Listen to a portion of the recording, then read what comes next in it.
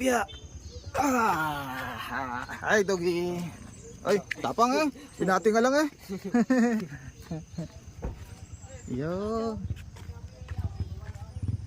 So galing tayo ng Mountain Province kanina from Manila tapos Mountain Province going Banawe and back to Manila later. Baguio pa pala. So ang ganda ng view so far. Panalo.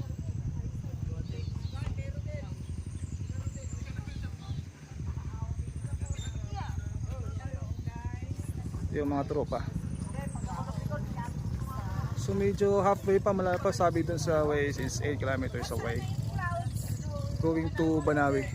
So it's from dito pa lang, nako, ang ganda na ng view, super sulit yung travel.